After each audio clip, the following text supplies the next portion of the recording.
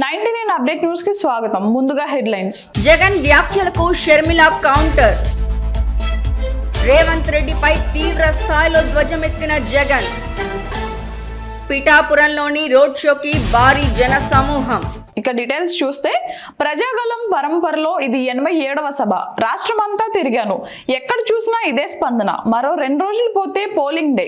ప్రజల్లో చైతన్యం రావాలి అని చంద్రబాబు ఒంగోలు సభలో అన్నారు. గడిచిన 5 ఏళ్లలో మీ జీవితాల్లో ఏమైనా మార్పు వచ్చిందా అని ఈ దుర్మార్గుడు ఎన్నికల ముందు మీ దగ్గరికి వచ్చాడు, ముద్దులు పెట్టాడు. గెలిచిన తర్వాతే బాధుడే బాధుడు, గుద్దుడే గుద్దుడు. అతడి దాడి నుంచి ఎవరైనా తప్పించుకోగలిగారా అని చంద్రబాబు జగన్ పై విమర్శలు చేశారు. చాలా హుషారుగా ఉన్నారు. ఏమమ్మా ఆడబిడ్డలు హుషారుగా ఉన్నారా లేదా?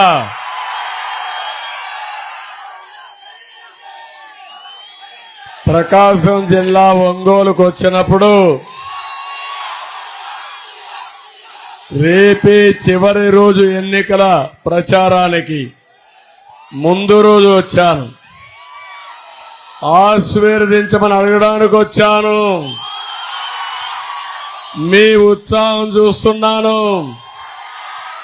మేము గెలిపిస్తామని గట్టిగా మీరందరూ చెప్పే పరిస్థితికి వచ్చారు.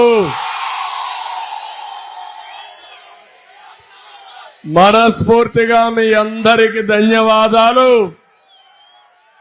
ప్రజాగళం 87వ మీటింగ్ ఇది. రాష్ట్రమంతా తిరిగారు,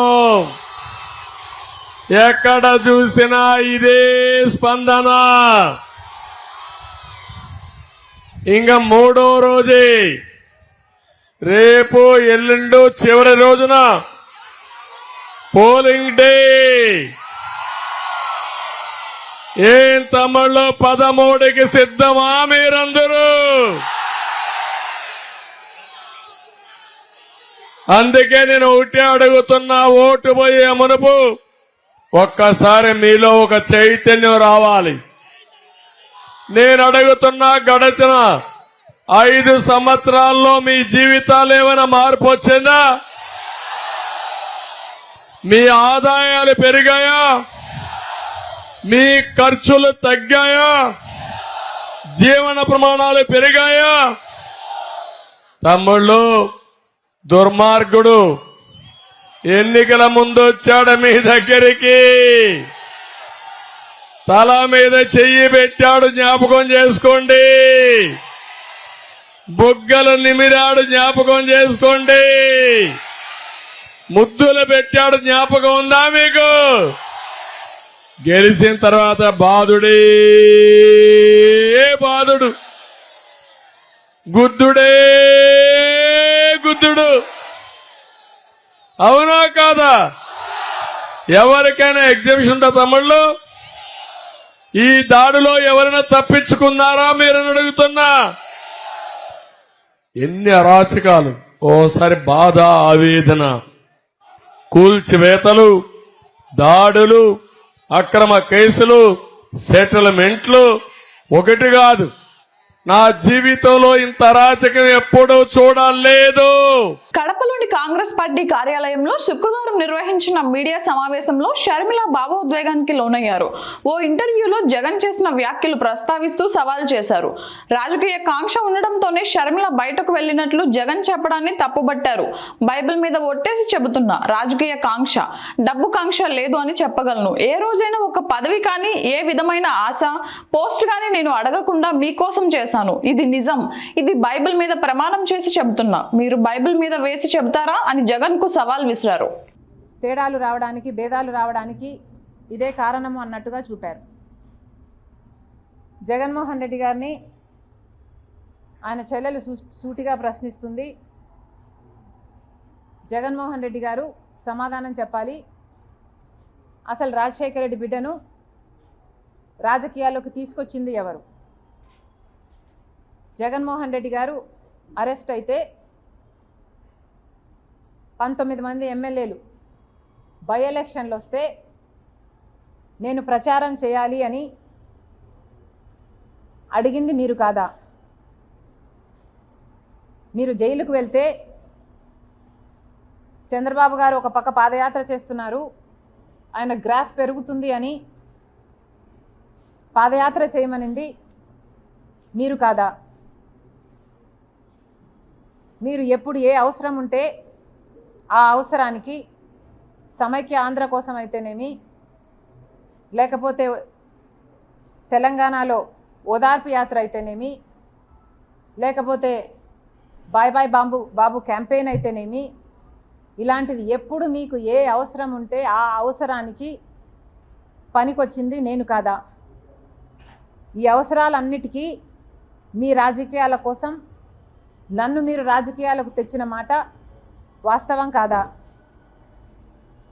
నిజంగానే నాకు రాజకీయ కాంక్ష ఉంటే నేను పాదయాత్ర చేసినప్పుడు మీరు జైల్లో ఉన్నారు. మొత్తం పార్టీ నా చుట్టూవే ర్యాలీ అయింది. నాకే గనక రాజకీయ కాంక్ష ఉంటే వైఎస్ఆర్సీపీ పార్టీని నేను హైజాక్ చేసేదాన్ని కాదా? ప్రతి సభలో ప్రతి అడుగులో జగనన్న కోసం జగనన్న వస్తాడు, జగనన్న మేలు చేస్తాడు, రాజశేఖర రెడ్డి గారి రాజ్యం తెస్తాడు అని కాలికి బలపం కట్టుకొని తిరిగిన దాన్ని నేను కాదా? నా బిడ్డల్ని నా కుటుంబాన్ని పక్కన పెట్టి రోడ్ల మీదనే నెలల తరబడి మీకోసం త్యాగం చేసిన దాన్ని నేను కాదా? ఆఖరికి నా కాలు ఇంజరీ అయితే కూడా అతి వేగంగా ఫిజియోథెరపీ చేసి మళ్ళీ వెంటనే చేయాలి అని తాపత్రపడి చేసింది మీకోసం నేను కాదా? మరి నేను ఇన్ని త్యాగాలు చేసినా కూడా నాకు రాజకీయ కాంక్ష ఉంది అని మీరు అంటున్నారే, నాకే గనక రాజకీయ కాంక్ష ఉంటే నేను పొందాలనుకున్న పదవి పోస్టు మీ పార్టీలో నేను మొండిగానైనా పొందగలను. వివేకానంద రెడ్డి గారి లాంటి వాళ్ళు నాకు అండగా నిలబడడానికి నన్నే ఎంపీని చెయ్యాలి అన్ని ఎంతోమంది మీ పార్టీలోనే ప్రయత్నించిన వాళ్ళు కూడా ఉన్నారు. వాళ్ళందరి అండా చూసుకొని నేను ఏ రోజైనా మీకు రిబెల్ చేశానా? నాకు రాజకీయ కాంక్ష కానీ డబ్బు కాంక్ష కానీ ఉంది అని మీ మనస్సాక్షిలో మీరు నిజంగానే నమ్ముతున్నారా? నాకు రాజకీయ కాంక్ష మీకోసం మీతో ఉన్నంత కాలం, మీరు ముఖ్యమంత్రి అయినంత వరకు నాకు రాజకీయ కాంక్ష లేదు, నాకు డబ్బు కాంక్ష లేదు. నేను ఏం చేసినా మీకోసం చేశాను, నేను త్యాగం అనుకొని చేశాను, నా అన్న కోసం అనుకొని చేశాను. మీరు ముఖ్యమంత్రి కావాలని, రాజశేఖర్ రెడ్డి గారి సంక్షేమ పాలన మళ్ళీ మీరు తీసుకొస్తారు అని నమ్మి చేసిన విషయం వాస్తవం కాదా? మన ఇద్దరము నమ్మే బైబిల్ మీద ఒట్టేసి నేను చెప్పగలను, నాకు రాజకీయ కాంక్ష కానీ తెలంగాణ సీఎం రేవంత్ రెడ్డి చంద్రబాబు మనిషి అంటూ ఏపీ ముఖ్యమంత్రి వైఎస్ జగన్ తీవ్ర స్థాయిలో ధ్వజమెత్తారు. కడపలోని పొట్టి శ్రీరాములు సర్కిల్ వద్ద నిర్వహించిన వైసీపీ ఎన్నికల సభలో జగన్ ప్రసంగించారు. Kadapa sitting MP YS Avinash రెడ్డికి మద్దతుగా మాట్లాడుతూ సొంత చెల్లెలు షర్మిలపై నిప్పులు చెరిగారు. ప్రయత్నిస్తా ఉన్న వైఎస్ఆర్ శత్రువులు నిర్ణయించాలా అన్నది మీరందరూ కూడా ఆలోచన చేయమని కోరుతా ఉన్నా. నోటా కంటే తక్కువ ఓట్లు వచ్చిన పార్టీలతో రాష్ట్ర విభజన చేసిన దుర్మార్గులతో మన ప్రజలు జత కట్టాలా అని అడుగుతా ఉన్నాడు మీ బిడ్డ.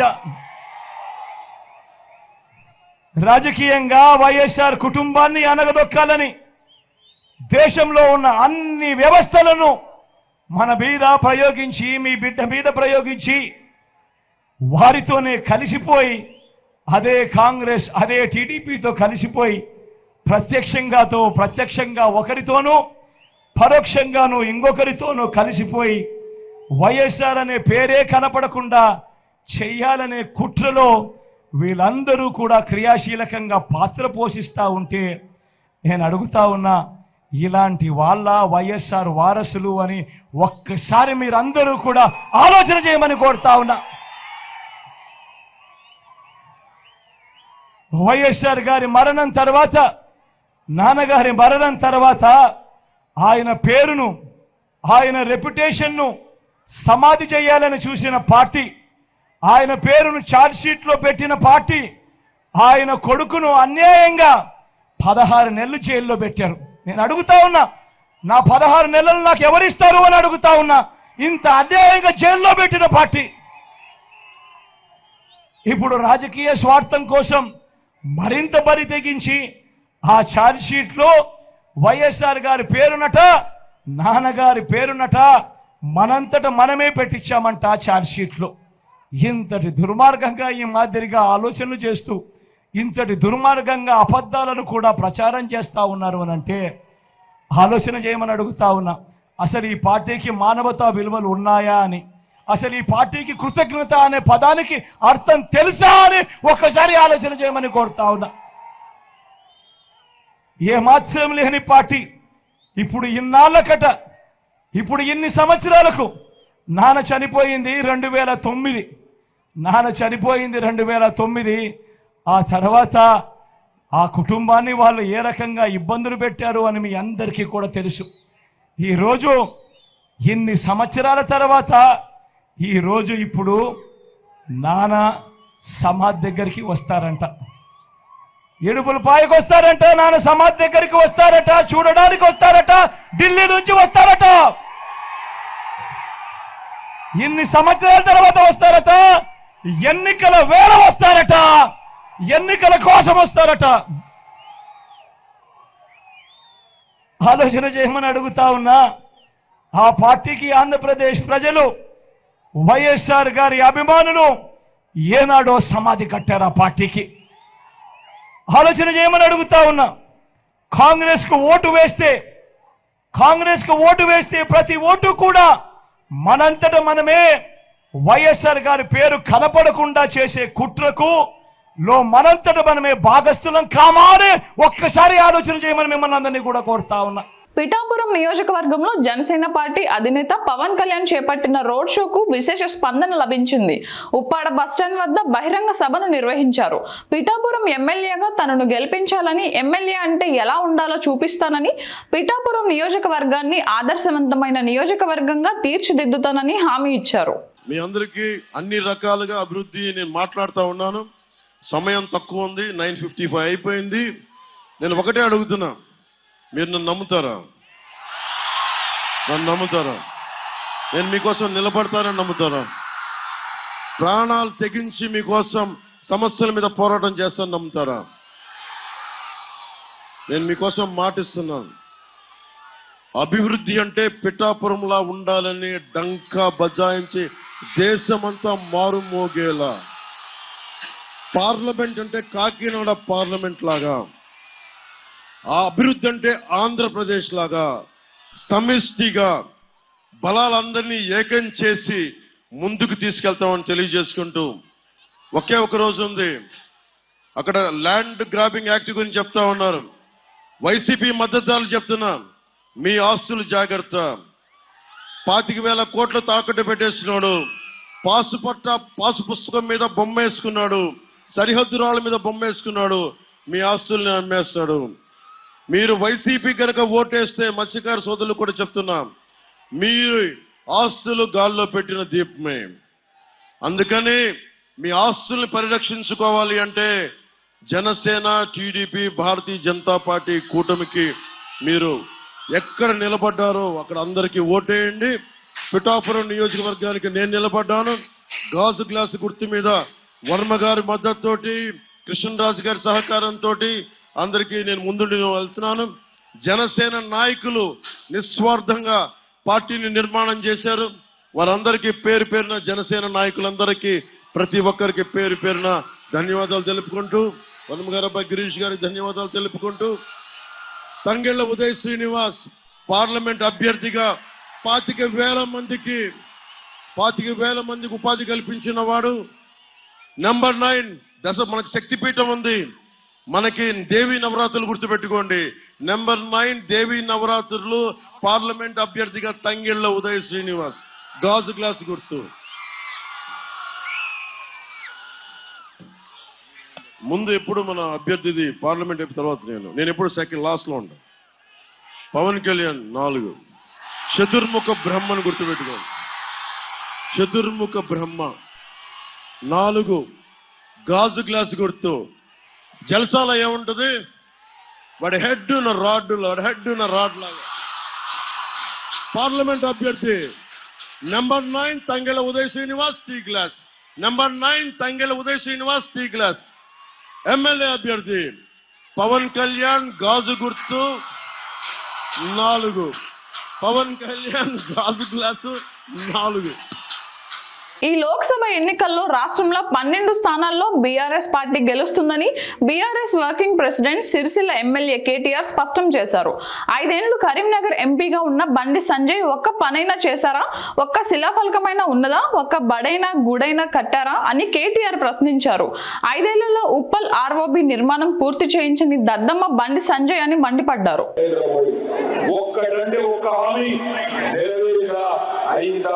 ఆలోచించండి. ఇవాళ బండి సంజయ్నే ఒక ఎంపీ 5 ఏళ్ళుగా కరీంనగర్ ఎంపీగా ఉన్నాడు. నేను కమలాపూర్లో ఉండే అన్నదమ్ములను ఆడపిల్లలను అడుగుతా ఉన్నా, ఈ 5 ఏళ్లలో ఎన్నడన్నా బండి సంజయ్ మీరు చూసిరా? టీవీలో చూసి కాదు, నిజంగా చూసిరా? వచ్చిన అమ్మాయి కూడా కమలాపూర్కి ఏదన్నా ఊరికి వచ్చిందా? నేను ఇవాళ సవాల్ చేసి చెప్తున్నా, కమలాపూర్నే కాదు కరీంనగర్ పార్లమెంట్ పరిధిలోని ప్రతి మండలంలో వినోద్ కుమార్ గారి పేరు మీద ఒక శిలాఫలకం ఉంటుంది. అక్కడ ఖచ్చితంగా వినోద్ కుమార్ గారు 2014 నుంచి 19 వరకు, ఇదివరకు 2004 నుంచి 9 వరకు ఎంపీగా ఉన్నప్పుడు కూడా, వరంగల్ ఎంపీగా కూడా ఆయనకే ఉండే కమలాపూర్. ఆ రోజు కూడా వచ్చింది. ఒక్కటంటే ఒకటి చూపెడతారా? ఈ కమలాపూర్ లో కానీ పార్లమెంట్ లో కానీ ఒక్క శిలాఫలకం ఇవ్వ బాగా పనిచేసిండు బండి సంజయ్ అని చెప్పే పరిస్థితి. ఒక్క పని చేసినా ఏం చేసినవి అంటే 5 ఏళ్లలో ఒకటే చెప్తాడు, నేను దేశం కోసం ధర్మం కోసం పనిచేస్తాను. దేశం కోసం ధర్మం కోసం అంటే నేను ఒకటే అడుగుతా ఉన్నా, హిందువులను ముస్లింలను పంచాయతీ పెట్టుడు, తెల్లారు వేస్తే గాలి మాటలు మాట్లాడు, గాలి తిరుగుడు గదేనా? పిల్లల ఉద్యోగాల గురించి సోయి లేదు, రైతుల కష్టాల గురించి తెలియలేదు, కేంద్రంకి వెళ్ళి పైసలు తెచ్చే ముఖం లేదు, ఒక్క గుడి కట్టలేదు, ఒక్క బడి కట్టలేదు, ఒక్క దవాఖాన కట్టలేదు, కనీసం ముఖం కూడా చూపెట్టలేదు. అయినా నాకే ఓటేయండి అంటాడు. ఎందుకైనా నీకు ఓటు అంటే మా దేవుడు మోడీ దేవుడు అంటాడు. ఎవరికి దేవుడు? ఏమిటి దేవుడు? రైతుల ఆదాయం డబల్ చేస్తా అన్నాడు, చేసిందా? రైతులకు దేవుడా? మా ఆడపిల్లలు నేను అడుగుతున్నా, అన్ని పిరమైనవి. పప్పు పిరమైంది, ఉప్పు పిరమైంది, కూరగాయలు పిరమైనవి, నూనె పిరమైంది, చింతపండు పిరమైంది, అన్ని పిరమైనవి. ఎట్లా పిరమైనవి ఎరికైనా? ఒకటే ఒక చిన్న విషయం, మోడీ గారి దయతో పిరమైనవి. ఎట్లా? మన దేశంలో, భారతదేశంలో మనకాడ పెట్రోల్ డీజిల్ దొరకదు. మనం బయట దేశాలకు వెళ్ళి ముడి చమురు తెచ్చుకుంటాం. ముడి చమురు అంటే ఎళ్ళకెళ్ళి పెట్రోల్ డీజిల్ తీసుకురా శుద్ధి చేసి దానికి క్రూడ్ ఆయిల్ అంటారు, ముడి చమురు అంటారు. దాన్ని గల్ఫ్ దేశాలకు వెళ్ళి మనం కొనుక్కొని తెచ్చుకుంటాం. ఒక్కొక్క డ్రమ్ము ఒక్కొక్క బ్యారెల్ ఎక్కడ తెచ్చుకుంటాం. మరి మోడీ ప్రధానమంత్రి అయినాడు 2014లో ఒక బ్యారెల్ ముడి చమురు ధర $100. ఈ రోజు 10 ఏళ్ల తర్వాత అదే బ్యారెల్ ధర $100 తగ్గి $84 అయింది. $16 తగ్గింది.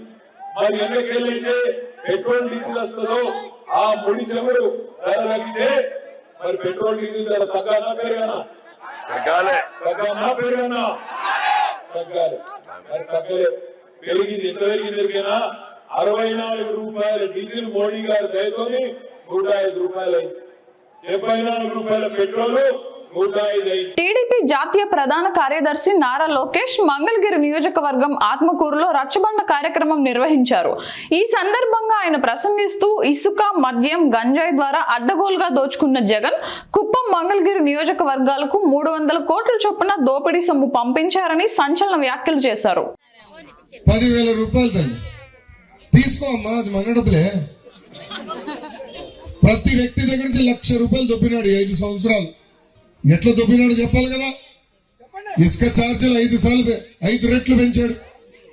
కరెంట్ ఛార్జీలు 9 సార్లు పెంచాడు, ఆర్టీసీ ఛార్జీలు 3 సార్లు పెంచాడు, పెట్రోల్ డీజిల్ గ్యాస్ పైన అదనపు పన్నేస్తున్నాడు, చివరికి క్వార్టర్ బాటిల్ ధరలు కూడా పెంచాడు. ఆ క్వార్టర్ బాటిల్ నుంచి వచ్చే డబ్బులు, ఇసుక నుంచి వచ్చే డబ్బులు, భూ కబ్జా నుంచి వచ్చే డబ్బులు అవన్నీ తీసుకొచ్చి దాంట్లో 10% మనం ఓట్లు కొనుగోలు చేసాం ప్రయత్నిస్తున్నారు. అది మన డబ్బులేమో తీసుకోండి, ఏం పర్వాలేదు. ఈ 5 సంవత్సరాలు మన ఏడిపించినందుకు వాళ్ళు కనీసం అంతానే వాళ్ళు, దాంట్లో డౌట్ లేదు. కానీ ఆలోచించండి అమ్మా, ప్రతిపక్షంలో నేను నిలబడ్డా, 6 నిమిషాలు మీ గురించి పనిచేస్తాను, ఒక పట్టుదలతో క్రమశిక్షణతో పనిచేశాను. అమ్మా మీకు ఆరోగ్యం బాగాలేకపోతే రథం పెట్టి పంపించేద్దాం, ఉచితంగా మందు బిల్లు కూడా ఇచ్చాం.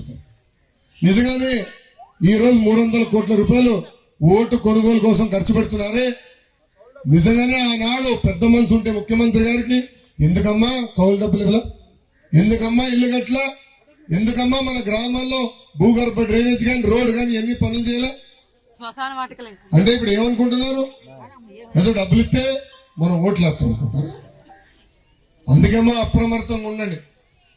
మన ఓటు అనేది కీలకమైనది, మన భవిష్యత్తు కాదు, మన పిల్లల భవిష్యత్తు మన ఓటు పైన ఆధారపడి ఉంది.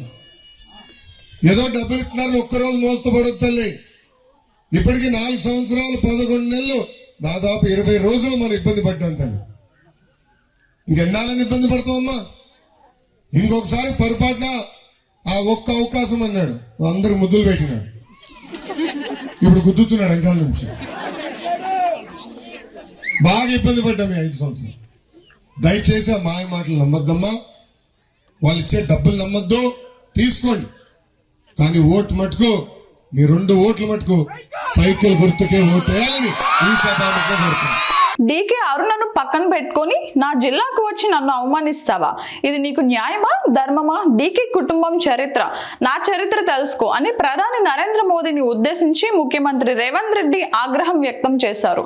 షాద్ నగర్ లో ఆయన రోడ్ షో నిర్వహించారు. డీకే అరుణను ప్రజలు గుర్తుపట్టడానికి కారణం కాంగ్రెసే అన్నారు. కానీ ఈ రోజు ఆమె కాంగ్రెస్ పార్టీకి వెన్నుపోటు పొడుస్తా అంటున్నారని మండిపడ్డారు. నా ప్రాంతానికి వచ్చి, నా గడ్డ మీదకి వచ్చి, మా అన్నదమ్ముల మధ్యలో నించోని ఇవాళ మా జిల్లాను అవమానించే అవకాశం, అధికారం మీకు ఎవరిచ్చిండ్రు? నరేంద్ర మోడీ గారు. ఇవాళ డీకే అరుణమ్మ నమ్ముకొని ప్రజల నుంచి వచ్చిన నన్ను, నల్లమల ప్రాంతం నుంచి రైతు బిడ్డగా, ఒక యువకుడుగా, ఏ రాజకీయ నేపథ్యం లేకపోయినా కష్టపడి కింది నుంచి ముఖ్యమంత్రి పదవి వరకు వచ్చిన నన్ను నా జిల్లాకు వచ్చి అవమానిస్తావా? ఇది న్యాయమా? ఇది నీకు ధర్మమా?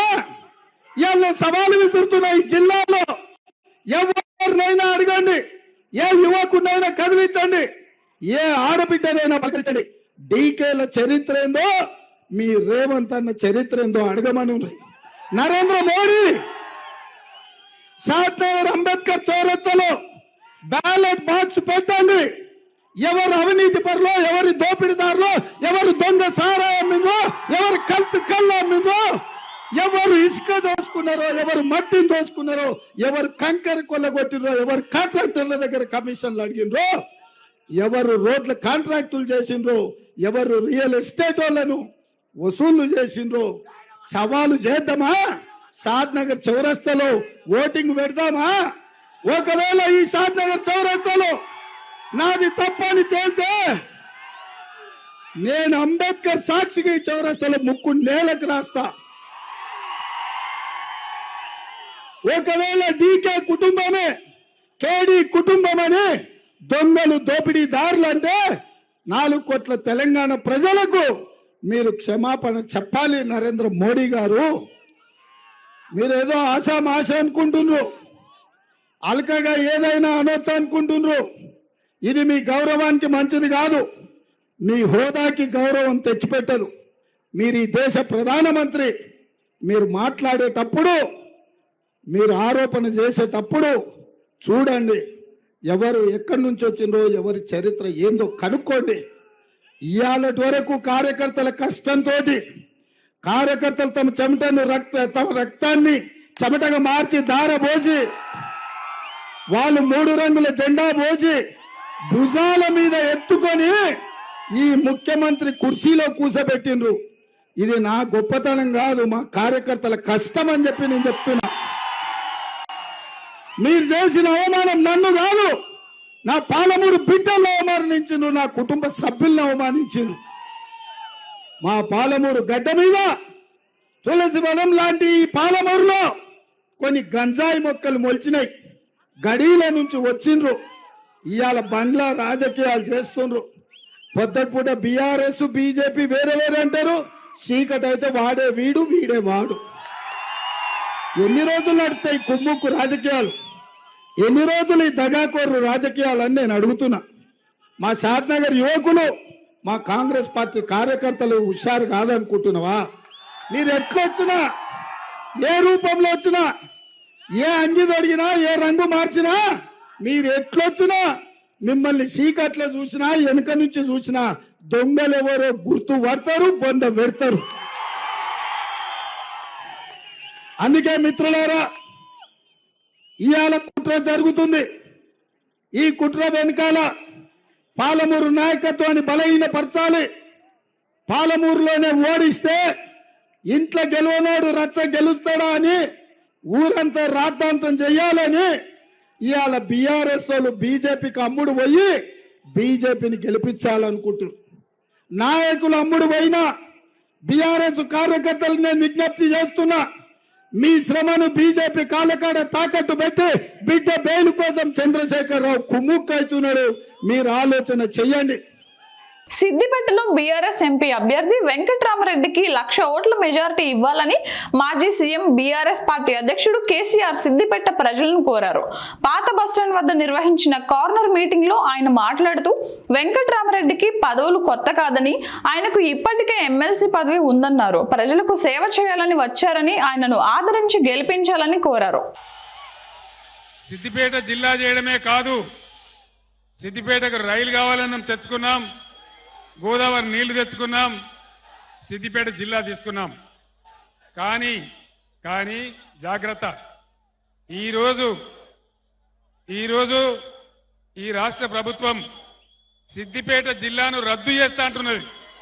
సిద్దిపేట జిల్లా ఉన్నానా? సిద్దిపేట జిల్లా ఉన్నానా అన్నా? మీరు వెనక చెప్తలేరు. ఉన్నానా?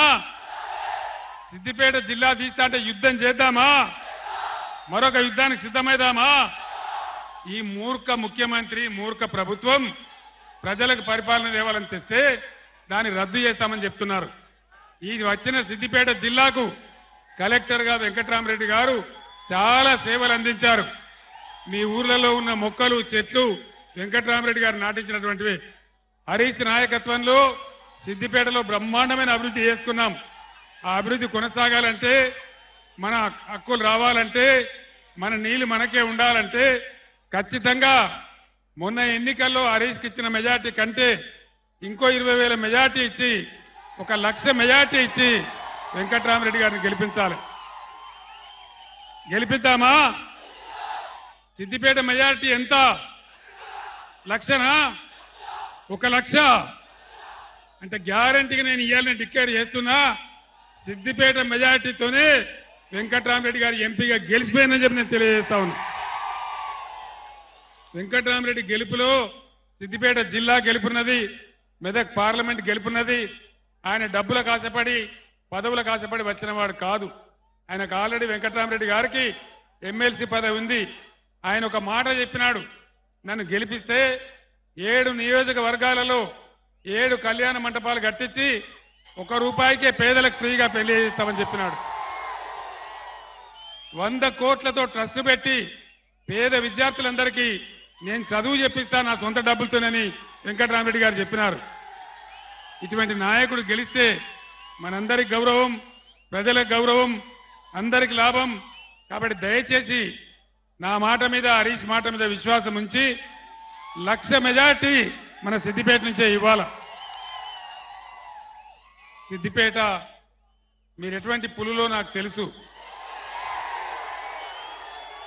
మీరు పట్టుబడితే, జట్టు కడితే 1,00,000 మెజార్టీ మీకు లెక్కనే కాదు. 1,00,000 కదా? గ్యారంటీగా మీ అందరిని ఒకటే నేను కోరుతా ఉన్నా, హరీష్ నాయకత్వంలో మే 13వ తేదీ వరకు అందరూ కూడా ఈరోజు ఏ ఉత్సాహంతో నాకు స్వాగతం చెప్పినారో, ఏ ఉత్సాహంతో ఇంత బ్రహ్మాండమైనటువంటి నేల ఈనిందా అనే పద్ధతిలో సభకు వచ్చినారో అదే పద్ధతిలో విశ్రమించి కష్టపడి దయచేసి వెంకట్రామరెడ్డి గారికి 1,00,000 ఓట్ల మెజార్టీ సిద్దిపేట నుంచి ఇవ్వాలని కోరుకుంటూ, ఏ రోజు వచ్చినా మా బిడ్డ కదా, మా కన్న బిడ్డ కదా అనే ప్రేమను ఎప్పుడు వచ్చినా మీరు చూపిస్తా ఉన్నారు.